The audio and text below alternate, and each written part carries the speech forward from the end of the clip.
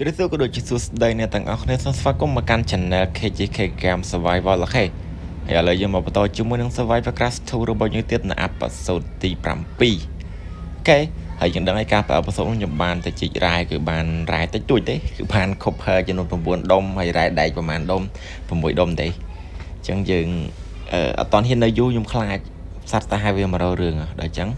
យើងបានប៉ុណ្ណឹងយើងត្រឡប់មកផ្ទះទៅហើយចាំដុតវាធ្វើឧបករណ៍ធ្វើអីប្រើប្រាស់យើងតានសិនចាំយើងទៅជីករ៉ែតែអបតហ្នឹងខ្ញុំអត់ទៅជីករ៉ែទេគឺខ្ញុំធ្វើការងារខ្ញុំវិញផ្ទះខ្ញុំទៅកាប់កង្វះកាប់អីចឹងណាទាំងអស់គ្នាអូខេឥឡូវយើងចាំពិនិត្យមើលវីដេអូទាំងអស់គ្នាឥ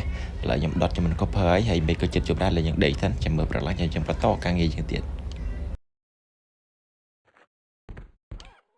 អូខេឥឡូវគឺថាមេឃគឺបានភ្លឺហើយតោះឥឡូវយើងដុតដែកម្ដងយប់មិញយើងដុតជាមួយនឹងកុបឥឡូវដុតដែកម្ដងហើយកុបខ្ញុំចង់យកមកធ្វើដាវធ្វើអីទៅប្រើប្រាស់ចឹងណាទាំងអស់គ្នាអូខេឥឡូវយើងក្រាស់ជាមួយនឹង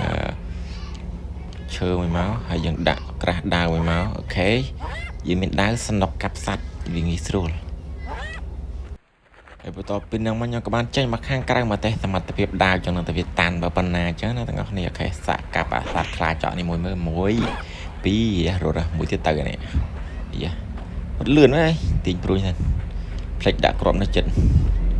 អូខេមួយទៀតទៅមកគ្រាប់ទៀតទៅពុកគេយ៉ាខុសអូខេប៉ាំងដួលតែម្ដងអូខេគឺថាតែ3ដាវទៅអ្នកទាំងអស់គ្នាពពួកសត្វហ្នឹងអូខេឥឡូវគឺថាខ្ញុំមកមើលកន្លែងទៀតគេថាឃើញជាប់សត្វច្រើនមែនទេវាជាប់យូរហើយតែខ្ញុំអត់ទាន់បានមកសេរីវាឥឡូវខ្ញុំមកសេរីវាតែម្ដងទៅដើម្បីយកវាទៅធ្វើកៅអៅក្រោះធ្វើអីតាន់ពាក់អញ្ចឹងណាទាំងអស់គ្នាឥឡូវខ្ញុំកាប់វាតិចសិន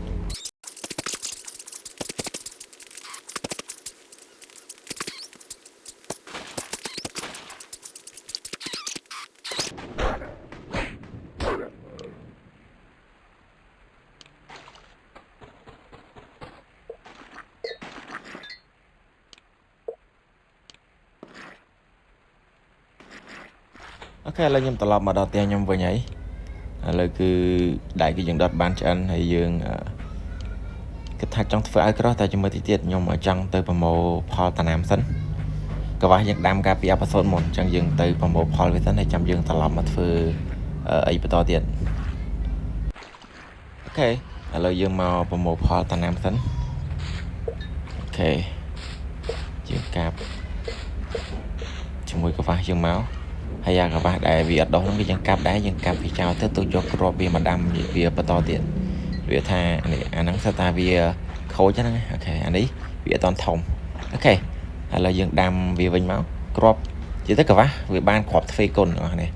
វាថាយើងកាន់តែដាំប្រមូលផលបានកាន់តែច្រើនគ្រាប់វាកាន់តែឡើងចំនួនលើសហ្នឹងអញ្ចឹងវាអត់នៅតែថាទេអញ្ចឹងវាងាយស្រួលដែរអញ្ចឹងយើងមានតំណាំតែបន្តិចវាអាចវាកាន់តែធំតែខ្ញុំអត់តន់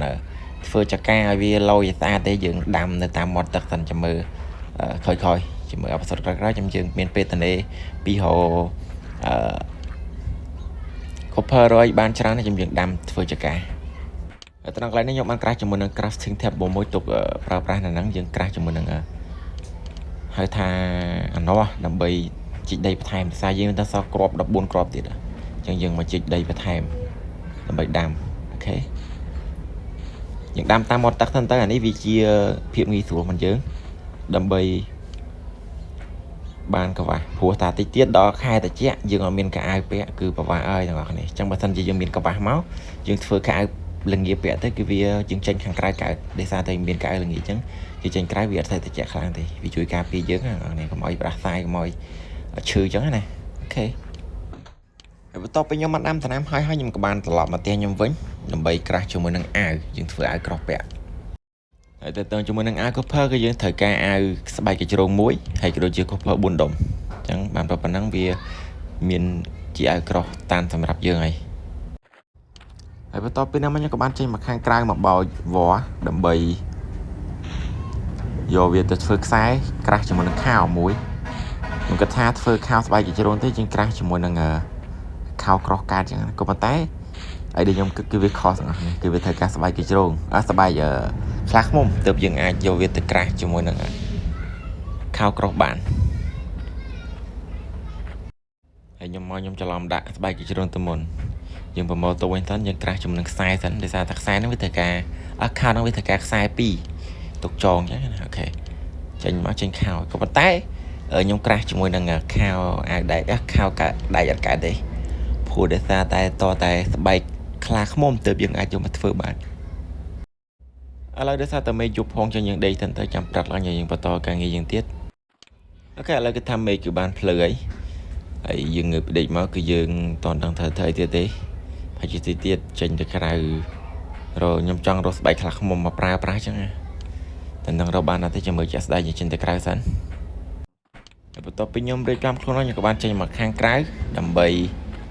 ទៅរកមើលខ្លះខ្មុំមិនដឹងថាវាមានអត់ទេតែចិត្តតែខ្ញុំមកពេលខ្លះខ្មុំហ្នឹងអាពេលត្រូវការរកមិនឃើញទេ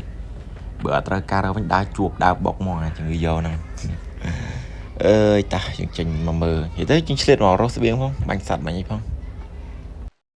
ខ្ញុំដើរមកដល់ខាងក្រៅគឺឃើញសัตว์វាហើយចឹងខ្ញុំបានបាញ់សัตว์មួយទៅអូខេ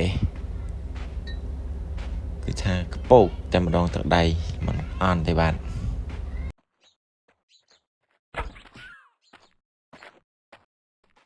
អូខេហើយបន្ទាប់ពីនេះមកខ្ញុំបានបាញ់សัตว์បាន2ហើយចឹងខ្ញុំក៏បានឃើញជ្រូកមួយនៅខាងមុខខ្ញុំគិតថាចង់ដូររសជាតិចឹងឥឡូវយើងមកធ្វើការចាត់ការជ្រូកមួយឃើញជ្រូកព្រៃវានៅមុខនឹងចង់បាញ់វាទៅអូខេព្រួយខ្ញុំស៊ីគោះសមដែរស៊ី5ដែរពីព្រួយហើយបន្ថែមជាមួយនឹងដាវយើងប្រហែលដាវទៅ1 2រត់តែប៉ុណ្ណឹងយើងដេញវាយវាមកដេញបាញ់វាមកយ៉ាខ្ញុំតាក់ដៃវានេះអូខេប៉ាំងកពកនៅមុខមានខ្លាទៀតតាមានប្រភេទខ្លាត្រវងទៀតទាំងអស់នេះខ្ញុំអត់តហ៊ានចូលយកសាច់ទេហើយស្រាប់តែចឹងហើយតែទាំងនេះទៅពេលចេញសាច់មកអាខ្លានៅវា100យកសាច់ដែរចឹងខ្ញុំមានតែចោលសាច់ជ្រូកខ្ញុំអើយស្ដាយអាឡៃអានេះខ្ញុំមានធ្វើចិត្តតិចបានបច្ចិតក្តៅវិញវាយអាខ្លាហ្នឹងទៅមកតែដោយសារតែយើងអត់តាន់ចឹងយើងតិចចិត្តសិនអត់តាន់ហ៊ានទេខ្លាចងាប់ខ្ញុំខឹងខ្លាពេកគោមកវាយជាមួយនឹងកាច់ជ្រោយើងខឹងគោវាយអត់ទេនេះស្រាប់តែរត់ទៅដល់មុខបងប្អូនដឹងមិនអត់ម៉ែទៅគ្នាវានោះដាច់ខ្ញុំមិនទៅមកមក2មក3រត់ដាច់វាយវាប្រភេទរត់ថយក្រោយនឹងភ័យទៀតតែខ្លាចតាវបុកតាវចឹងក៏រត់ទៅមុខវិញព្រោះតាវនៅខាងក្រោយយើងមិនឃើញដែរខ្ញុំចេះតែបជីពីទៅអូខេអាមនុស្សរត់មួយទៀតរត់វាយឯងមួយមើលអស់ប្រហែលអីមកទៀតមកហ៊ានមកអូខេបានស្បែកកជ្រោងមួយទៀតអីហើយយើងអត់តន់ទៅវាយវាថែមទៀតទេព្រោះពួកកជ្រោងហ្នឹងវាមានគ្នាច្រើនពេកអាកជ្រោងហ្នឹងបើយើងដាក់អន្ទាក់វាល្អយើងបានប្រមូលផលវានៅក្នុងអន្ទាក់វាល្អជាងយើងវាយខាតអានោះរត់ធ្លាក់អន្ទាក់ខ្ញុំនេះអន្ទាក់ចាស់ផនព្រិនប្រៃតែអន្ទាក់គេតែខ្ញុំប្រើប្រាស់មកទៅធ្លាក់ងាប់បាត់ចូលទៅយកតែហ្មងតែអូខេលោតទៅយកមកខ្ញុំដើរលេងរឿងយូរក៏សមដែរចឹងខ្ញុំបានត្រឡប់មកផ្ទះខ្ញុំវិញគឺថាយើងរកស្បែកខ្លះខ្មោចបានទេហើយដើរមកទាំងភ្លៀងតែម្ដងមេក៏ចិត្តយប់ដែរចឹងយើងត្រូវតែបញ្ញាប់មកផ្ទះហើយខ្ញុំបានស្បែកសัตว์ចំនួន4ដែរហើយយើងបានសាច់ចំនួន4សាច់ដែរហើយយើងដេកទៅចាំព្រឹកឡើងយើងបន្តការងារយើងទៀតអូខេបន្ទាប់ពីខ្ញុំងើបពីដេកមកខ្ញុំឮសលេងខ្លាខ្លាខ្មៅហើយខ្ញុំមិនចាំយល់ទេគេថាកាប់ដីតែម្ដងខ្ជិលស៊ូមើលដឹងតែវានៅលើក្បាលហើយចឹងកាប់មកចាំកាប់វាមកអូខេវាយវាតែ3ដើររត់នេះខ្ញុំក៏អត់ដែរហ្នឹងហើយខ្ញុំនេះចិត្តឆៅដែរគាត់ទៅវាយវាហើយឯងដើរជាងខែវហើយមកប៉ុន្តែចាច់ដល់នេះវារត់បាត់រកវាមិនឃើញដោយសារតែយើងនៅក្នុងផ្ទះមិញទាំងតែវារត់ទៅណាចេញមកខែវដើមមើលបន្តិចក៏មិនឃើញមើលឆ្វេងមកស្ដាំក៏មិនឃើញអាសាហ្នឹងវារត់លឿនផងអញ្ចឹងក៏ខ្ជិលហើយរឿងវាយើងត្រឡប់ទៅផ្ទះជាងវិញពេលខ្ញុំត្រឡប់មកផ្ទះខ្ញុំវិញហ្នឹងគឺខ្ញុំបានក្រាស់ជាមួយនឹងដាវដែកមួយទុកបាយព្រោះដោយសារតែដាវខុសភ័យអញ្ចឹងចិត្តបែកឯងសល់តែបន្តិចទេអញ្ចឹងយើងក្រាស់ជាមួយដាវដែកមួយទៅតន់យើងនៅ level 3 level 4ទេតាយោយ level ខ្ពស់ទេតាអូខេខ្ញុំលេងអេពីសូតនេះគេថាយើងតន់ងាប់មួយទេអញ្ចឹងខ្ញុំនឹងព្យាយាមធ្វើម៉េចលេងកុំឲ្យងាប់ឥឡូវយើងក្រាស់ជាមួយនឹងប្រភេទគេហៅថាអានោះថែមទុកទៅធ្វើចការបន្ថែមយើងទៅដាំវាបានច្រើនទៅព្រោះដល់រដូវល្ងាចចិត្តមកដល់ទៀតហើយយើងដាំយកកវ៉ាសគូយើងទៅប្រមូលផលតំណាំផងក៏ដូចជាដាំតំណាំផងទាំងអស់នេះអូខេ ចេញមកតាមផ្លូវហ្នឹងក៏ជួបជាមួយនឹងអាខ្លាខ្មៅអាហ្នឹងកាចណាស់ទាំងអស់នេះអាហ្នឹងជាក្នុងរូងភ្នំដែរអញ្ចឹងក៏បានចាត់ការវាតែម្ដងអត់ទុកឯអានេះសត្រូវចាស់និយាយទៅពពួកសត្វកាយទៅហើយក្នុងហ្គេមហ្នឹងគឺសិតតែសត្រូវខ្ញុំទាំងអស់យោខ្ញុំបាញ់ពួញតែដៃមិនទេដោយសារតែខ្ញុំរីខតបតើដោតថ្មបតើអញ្ចឹងវាកាំងយ៉ាចង់រត់មកខំវិញទៀតនេះកាចអូយបាញ់ខោទៀតហើយនេះមកពួញទៀតទៅនេះប៉ាំងកពោកហ្នឹងខ្លាចាអីខ្លាហ្នឹងអស់ចាអីអូខេមកហើយឥឡូវយើងចូលយកស្បែកវាទៅស្បែកហ្នឹងបានដូចជាមួយនឹង1នឹង2ទេស្បែកអូខេ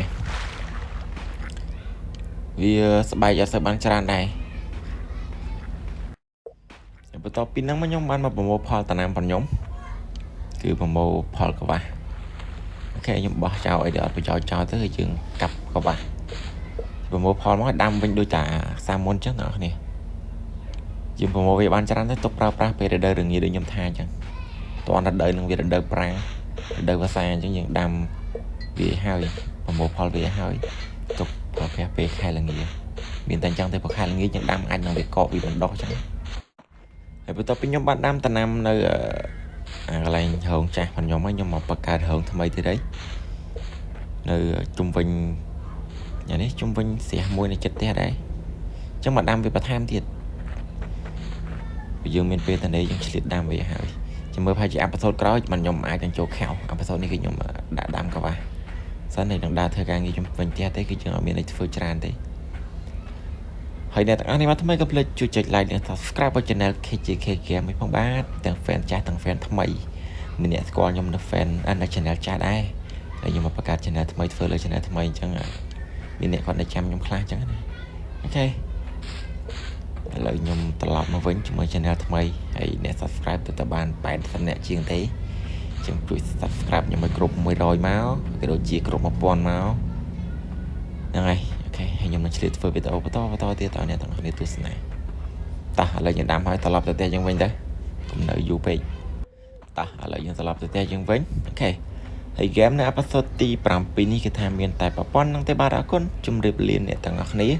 ជួបគ្នានៅអេពីសូតទី8អូខេបាយបាយអ្នកនាងមកថ្មីកុំភ្លេចចុច like និង subscribe ឲ្យ channel KJK Game មកផងដល់ជាកម្លាំងចិត្តឲ្យខ្ញុំធ្វើវីដេអូបន្តទៀតបាទអរគុណជម្រាបលាអ្នកទាំងអស់គ្នាជួបគ្នាវីដេអូក្រោយបាយបាយ